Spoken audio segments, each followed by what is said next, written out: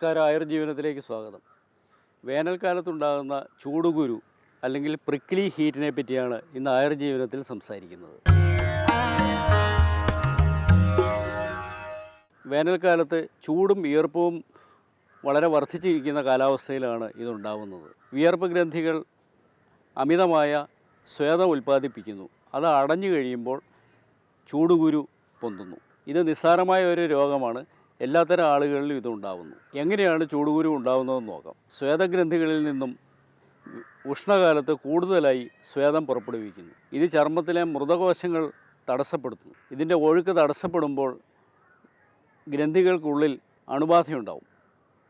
Bacteria അണുബാധയെ തുടർന്ന് ചിലപ്പോൾ അത് പഴുക്കാറുമുണ്ട്. ഇതിൻ്റെ ലക്ഷണങ്ങൾ എന്തൊക്കെയാണെന്ന് നോക്കാം. ശരീരത്തിൻ്റെ ഏത് ഭാഗത്തും ഇത് വരാം.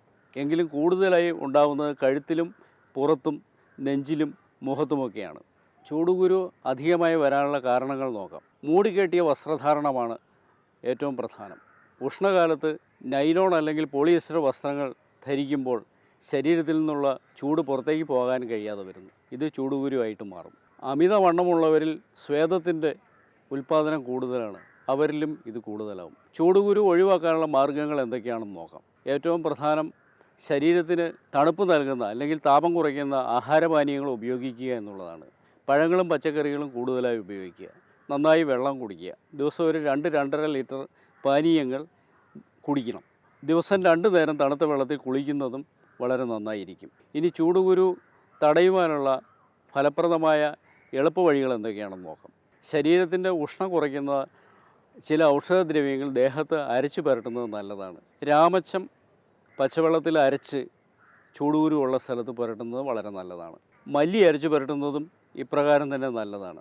കറുത്ത എള്ള് വറുത്ത് പാലിൽ അരച്ച് ചൂടുകുരു ഉള്ള സ്ഥലത്ത് പുരട്ടുമ്പോഴും ചൂടുകുരു ശമിക്കുന്നു. നറുനീണ്ടിയും പതിമുഖവും വെള്ളം തിളപ്പിച്ച് കുടിക്കുക. രാമച്ചം വെള്ളം തിളപ്പിച്ച് കുടിക്കുക. ഇതെല്ലാം ശരീരത്തിൻ്റെ താപനില കുറയ്ക്കുന്നതും ത്വക്ക് രോഗത്തിന് ഹിതവുമായ പാനീയങ്ങളാണ്. ഇനി മറ്റൊരു വിഷയമായി ആയുർജീവനത്തിൽ വീണ്ടും കാണാം. നന്ദി.